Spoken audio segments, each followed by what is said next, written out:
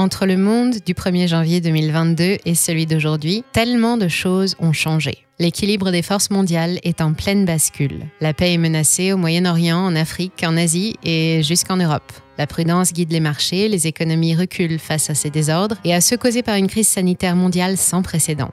Un sentiment de colère grossit à mesure que l'inflation et les inégalités progressent et qui s'exprime dans les manifestations et les affrontements de plus en plus nombreux et de plus en plus violents. Aucune issue ne se profile à l'horizon dans le conflit qui oppose la Russie à sa petite sœur l'Ukraine, un conflit qui coupe le monde en deux camps irréconciliables et qui ravive les tensions entre la Chine, moteur du monde, et l'Amérique, maîtresse du monde. Dans de tels moments, on donnerait tout pour savoir comment les choses vont évoluer, comment agir au mieux et comment préserver ses proches et son patrimoine.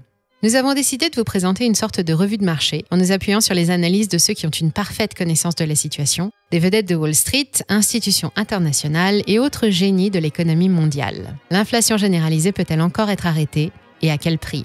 L'hiver qui arrive va-t-il être aussi froid qu'on le prétend ? Et quelle pourrait être la situation économique au printemps prochain ? Les États-Unis vont-ils suivre l'Europe dans la récession ? Nous avons rassemblé les éléments de réponse et les voici maintenant. Et juste avant, nous avons le plaisir de vous annoncer un nouveau partenariat avec l'un des meilleurs courtiers du marché, XTB. Le marché n'est clairement pas au beau fixe, mais comme vous le savez, les périodes de crise sont souvent synonymes d'opportunités. C'est généralement le meilleur moment pour repérer des actions sous-évaluées et commencer à investir des petites sommes tous les mois. Et pour ça, on vous recommande XTB. Pourquoi ? Tout simplement car il n'y a aucun frais de courtage sur l'achat et la vente d'actions. Oui, vous avez bien entendu, vous pouvez acheter et vendre des actions à partir de 10 € et ça, sans aucun frais. C'est un gros avantage sur le long terme, surtout si vous faites partie des investisseurs qui, comme nous, investissent des petites sommes à intervalles réguliers. Au-delà du compte titre sans frais, XTB, c'est aussi l'une des meilleures interfaces pour investir, simple d'utilisation, intuitive et avec toutes les fonctionnalités avancées pour l'analyse technique. Elle conviendra autant aux débutants qu'aux investisseurs expérimentés. Et pour les traders, XTB permet aussi d'investir sur une large gamme de produits dérivés. Attention cependant, les CFD sont des produits complexes et sont réservés aux investisseurs expérimentés. Mais pour ceux qui préfèrent laisser travailler leur argent sans effort, une large gamme d'ETF est disponible pour investir sur des indices ou des secteurs d'activité. Encore une fois, 0% de commission.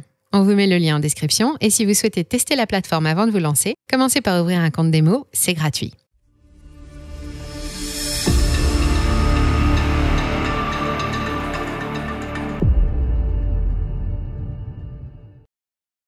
Anticiper le futur, c'est la mission que se sont donnée tous les gestionnaires de fonds, les investisseurs et les chefs d'entreprise de ce monde. Pour prendre la température des marchés et suivre leur évolution, rien de plus simple, il suffit d'ouvrir un journal, de dégainer son smartphone ou de s'abonner à la newsletter de Money Radar, la meilleure du monde. Mais connaître le passé ou le présent n'a jamais permis de connaître le futur, seulement de déduire sa ou ses routes hypothétiques. Et elles restent soumises à de gros aléas. Alors, comment faire pour y voir clair ? Eh bien d'abord, pour savoir où il va, un investisseur peut choisir de faire confiance aux marabouts et autres astrologues financiers, une discipline en pleine explosion comme les prix de l'énergie. Ils sont capables de prédire avec une grande exactitude l'évolution des cours boursiers, les résultats des votes à l'Assemblée nationale, la chute d'une devise ou les futures crypto-monnaies à succès, rien qu'en observant les cycles lunaires et les positions des planètes. Incroyable! Évidemment, ils sont très chers et aucun d'entre eux ne garantit les résultats, mais selon les rumeurs, ils seraient même capables d'influencer les marchés et de réparer les PC à distance. Bon, j'arrête, le moment est trop sérieux pour plaisanter. Car la situation est aussi complexe que celle que nous vivons aujourd'hui, la carte du système solaire ou une boule de cristal ne sont d'aucune utilité. Mieux vaut se tourner vers les vrais esprits clairvoyants de l'économie, ceux qui connaissent les marchés sur le bout des doigts, ceux chez qui les fondamentaux et leur influence sur la rentabilité d'une action sont parfaitement maîtrisés, ceux qui ont déjà fait la preuve de leur talent par le passé. Pandémie, puis ralentissement économique, pénurie, augmentation des inégalités, inflation, puis guerre, tensions commerciales, effondrement immobilier et effondrement monétaire, conflits sociaux, famine, canicule suivie de gel, suivie d'inondations, suivie d'ouragans, une crise énergétique, des marchés boursiers en baisse, en moyenne d'environ 20% dans le monde et l'Europe en récession. Je crois n'avoir rien oublié et si jamais c'était le cas, n'hésitez pas à l'indiquer dans les commentaires. Le monde entier vient d'affronter une rafale de crises, alors qu'est-ce qui va nous arriver maintenant ? Après Covid, l'économie a eu un gros besoin de croissance car toutes les économies du monde, sauf 4, ont vu leur PIB chuter en 2020. Dès la fin de la première vague, la Chine s'est remise en route et avec elle, le reste du monde, et la croissance a été générale en 2021. Aux États-Unis, de 2,3% en 2019, elle atteint 6,8% en 2021, après avoir reculé de 3,4% pendant la pandémie. En Chine, c'est plus 6% avant la pandémie, plus 2,3% pendant et plus 8,5% après. En France, plus 1,8, moins 7,8 et plus 6,8 pour 2021. Et l'Europe suit le mouvement. Les plus grosses économies, l'Allemagne, France et Italie en tête. Enfin, le monde a reculé de 3,6% avant de rebondir de 5,9% en 2021 contre plus 2,3% avant la crise. Ce rebond a redonné beaucoup d'espoir au marché et à vrai dire, on y a tous cru. Avec ce qu'on croyait être la fin de l'épidémie, les réseaux d'approvisionnement devaient repartir comme avant, les délais raccourcir progressivement, l'inflation était considérée comme transitoire et tout aurait dû rentrer dans l'ordre très vite. C'est ce qu'on pensait il y a encore un an seulement. Mais l'inflation, le changement climatique et la guerre en Ukraine sont venus bouleverser les plans les plus optimistes. La reprise n'est plus au rendez-vous, même plus à l'ordre du jour, et les prévisions d'activité pour 2023 sont toutes revues à la baisse. Plus 3,2% de croissance mondiale attendue en 2022 contre 4,9% prévu il y a un an. Et selon les prévisions les plus pessimistes, celles du FMI, un tiers de l'économie mondiale devrait reculer cette année et l'année prochaine, et dans ce tiers, la Chine et les États-Unis en tête. La croissance américaine devrait atteindre 2,3% cette année et 1,9% l'année prochaine, contre 2,6% et 1,2% dans la zone euro. En Chine, ce ne sera plus que 3,3% pour 2022, contre 5,4% attendu l'année dernière et 4,6% en 2023.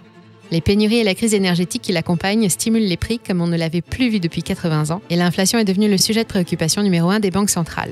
En septembre 2022, elle atteint 10% dans la zone euro, dont 17% aux Pays-Bas et 10% en Allemagne, 8,2% aux États-Unis ou encore 9,9% au Royaume-Uni avec de grosses disparités selon les produits.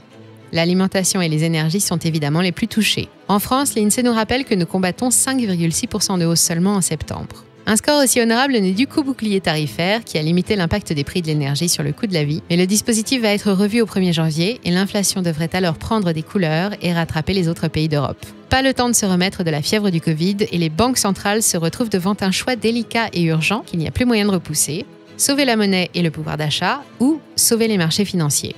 Selon le dernier rapport de l'Observatoire de l'OCDE, la hausse des prix s'est généralisée, principalement à cause de l'intégration du coût de l'énergie dans le prix final et de la hausse des salaires liée à la crise du travail qui alimente aussi l'inflation, et c'est un cercle vicieux qui se met en place. Pour stopper ce processus infernal, il faut ralentir toute l'économie, refroidir la consommation et les transactions, et pour ça, on utilise une arme qui s'est toujours montrée efficace par le passé, les taux. Bon. Elle a aussi toujours déclenché des crises majeures dans les 18 mois qui ont suivi son utilisation, mais on ne peut pas tout avoir. Cette fois, les États-Unis ont été les premiers à réagir.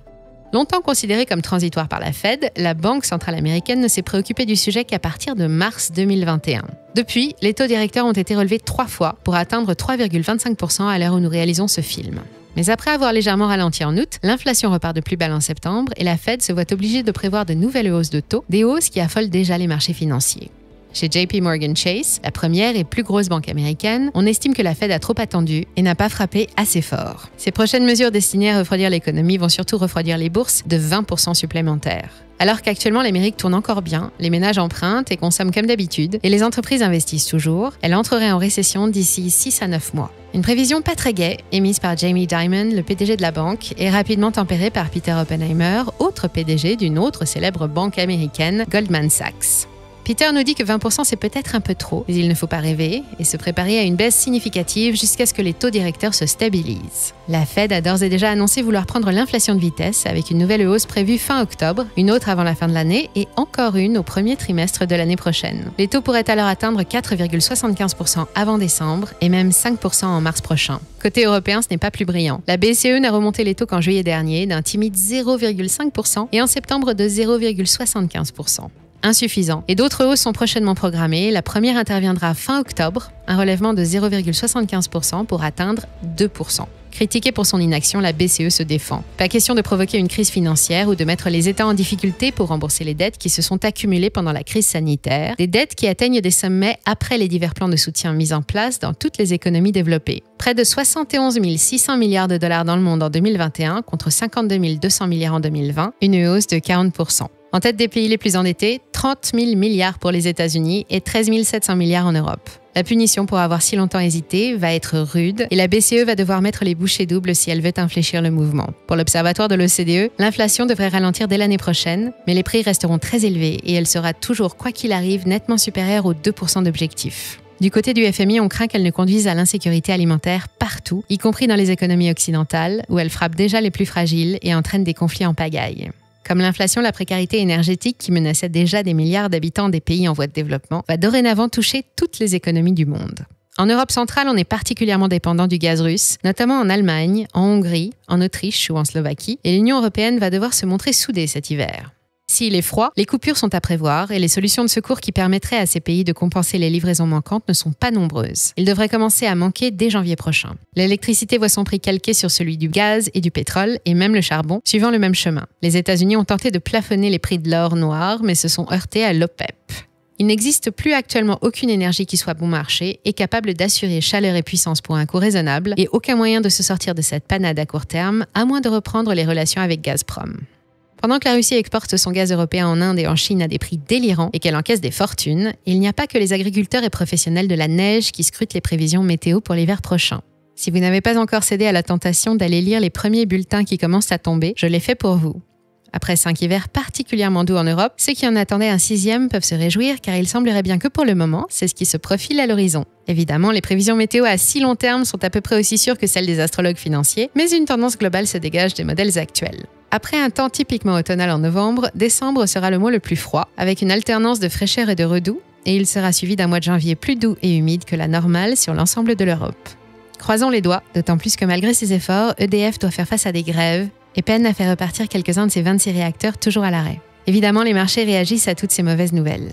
Depuis le début de l'année, toutes les places boursières du monde reculent et les courbes de volatilité soupirent à chaque nouvelle annonce des banques centrales. Tokyo, New York, Londres, Amsterdam, Shanghai, Shenzhen, partout l'économie freine des 4 fers, c'est général. L'indice MSCI World contient les 1546 plus grosses sociétés cotées du monde dans 23 pays développés. À lui seul, il représente quasiment 80% des bourses de ces 23 pays. Depuis le début de l'année, il a perdu un quart de sa valeur, précisément 24,9%, depuis son plus haut en décembre 2021, et il a donc gommé toute la performance qu'il a réalisée depuis août 2020. L'effet de levier est moins intéressant pour les gros investisseurs depuis que les taux ont augmenté, et les petits préfèrent récupérer leur argent pour l'investir dans des valeurs refuges comme l'or, qui résiste admirablement bien, ou la pierre, et protéger leur épargne.